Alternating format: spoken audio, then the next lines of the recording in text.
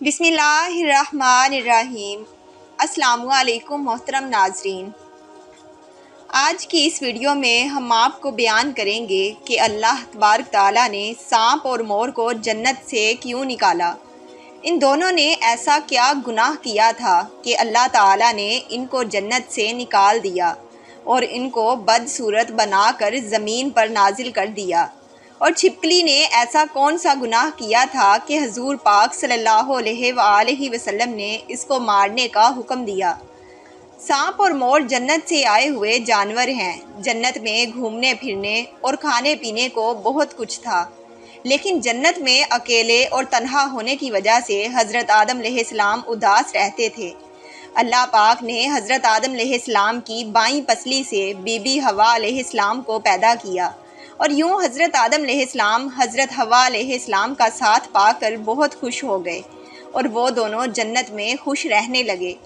اللہ تعالیٰ نے ان سے ارشاد فرمایا کہ تم دونوں جنت میں جہاں چاہو گھومو پھرو، جو کچھ چاہو وہ کھاؤ پیو، لیکن خبردار اس درخت کے قریب مت جانا اور نہ ہی اس درخت کا پھل کھانا۔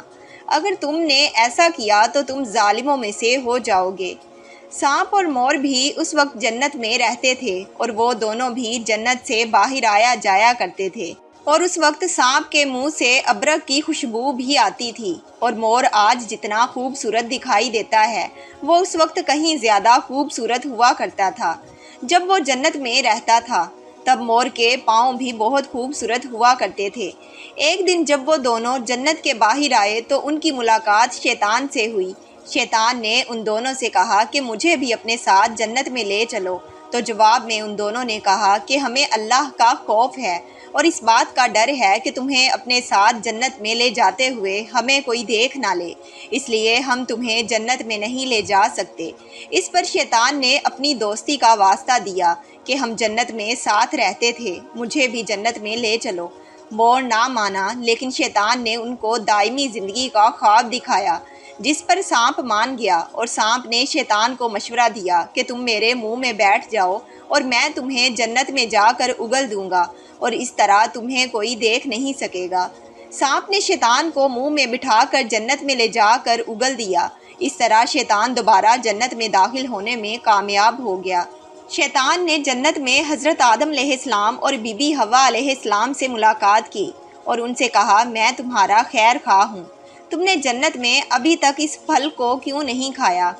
اس پر دونوں نے شیطان سے کہا کہ اللہ تبارک تعالیٰ نے ہمیں اس درخت سے دور رہنے اور اس کا پھل کھانے سے منع فرمایا ہے، اور اس لیے ہم نے ابھی تک اس کا پھل نہیں کھایا اور نہ ہی کھائیں گے۔ جب حضرت آدم علیہ السلام سو گئے تو شیطان بی بی حوا علیہ السلام کے پاس آیا اور انہیں بہکانے لگا کہ اللہ پاک نے تمہیں پھل کھانے سے اس لیے منع کیا ہے کہ کہیں وہ پھل کھانے کے بعد تم نہ مرنے والے بن جاؤ اور ہمیشہ کے لیے جنت میں رہے رہو۔ حضرت بی بی حوا علیہ السلام نے شیطان کے بہکاوے میں آ کر اس درخت کا پھل کھا لیا۔ حضرت آدم علیہ السلام سو کر اٹھ گئے تو بی بی حوا علیہ السلام نے بھی اس درخت کا پھل کھانے پر مجبور کر دیا، اور وہ پھل حضرت آدم علیہ السلام کو بھی کھلا دیا۔ جیسے ہی دونوں نے اس درخت کا پھل کھا لیا تو فوراً ان کا جنت کا لباس اتر گیا۔ تب ہی اللہ پاک نے ان دونوں سے کہا، میں نے تمہیں اس درخت کے پاس جانے اور اس کا پھل کھانے سے منع نہیں کیا تھا، لیکن تم دونوں نے میری بات نہ مان کر اس درخت کا پھل کھا کر اپنی جان پر ظلم کیا ہے۔ تبھی حضرت آدم علیہ السلام اور بی بی حوا علیہ السلام کو اپنی اس غلطی کا احساس ہوا اور انہوں نے اللہ پاک سے معافی مانگی، تو اللہ پاک نے انہیں معاف فرما دیا اور ان دونوں کو جنت سے نکال کر زمین پر نازل فرما دیا، اور فرمایا کہ زمین پر ایک خاص وقت تک تمہارا ٹھکانہ ہے اور تم زمین پر ہی رہو گے۔ اللہ پاک نے شیطان کو جنت میں لے کر آنے پر مور کی خوبصورتی چھین لی، اور جن پیروں سے وہ شیطان کو جنت میں لے کر آیا تھا انہیں بدصورت بنا دیا، اور جس سانپ نے مور کو شیطان کی مدد کرنے کا مشورہ دیا تھا اللہ پاک نے اس کے منہ سے ابرک کی خوشبو چھین کر سانپ کے منہ میں زہر بھر دیا، اور سانپ کی ٹانگیں چھین کر مور اور سانپ کو جنت کی اس خوبصورت جگہ سے ہمیشہ ہمیشہ کے لیے نکال دیا۔ پیارے ناظرین، چھپکلی ایک رینگنے والا جانور ہے جو عموماً ہمارے گھروں میں پایا جاتا ہے۔ چھپکلی کی کچھ اقسام تو بالکل زہریلی نہیں ہوتی، لیکن بعض ایسی زہریلی ہوتی ہیں، اگر وہ کسی انسان کو اپنی زبان لگا دے تو انسان مر سکتا ہے۔ प्यारे नाज़रीन, तज़किरातुल औलिया में है कि एक शख्स हज़रत अली रज़ी अल्लाह ताला अन्हो के पास आया और अर्ज़ करने लगा कि छिपकली को मारना जायज़ है या नहीं।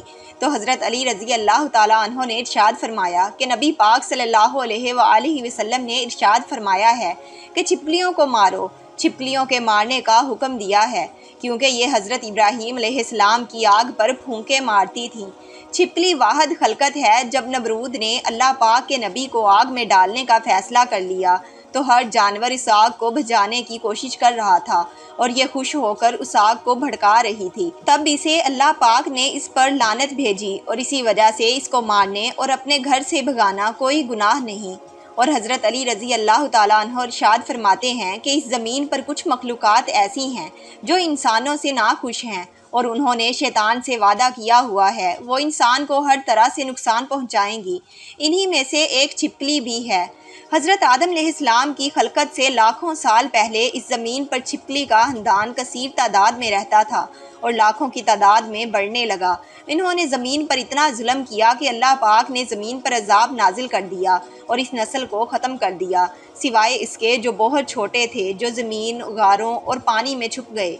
जैसे जैसे वक्त गुजरता रहा वो बुग़्ज़ और हसद अपने आप में रखते रहे, यहाँ तक कि हज़रत आदम अलैहिस्सलाम का ज़माना आ पहुँचा।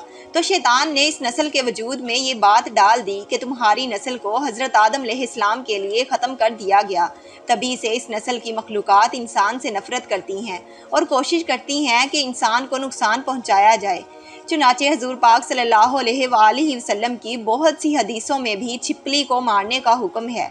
एक मौका पर हुजूर पाक सल्लल्लाहु अलैहि वसल्लम ने फरमाया कि कोई शख्स किसी छिपकली को पहली चोट में मार डाले, इसके लिए नेकियां लिख दी जाती हैं। अल्लाह पाक हमें नेक अमाल करने और गुनाहों से बचने की तौफीक अता फरमाए। नाज़रीन, अगर आपको हमारी वीडियो पसंद आई है तो वीडियो को लाइक और शेयर कीजिएगा। मज़ीद इंफॉर्मेटिव, इस्लामिक और हकीकी वीडियोज़ देखने के लिए हमारे चैनल निम्रा वॉइस को सब्सक्राइब करके साथ में दिए गए बेल के नोटिफिकेशन को भी ऑन कर दीजिएगा। फिर मिलते हैं एक न्यू वीडियो के साथ, तब तक के लिए अल्लाह निगहबान।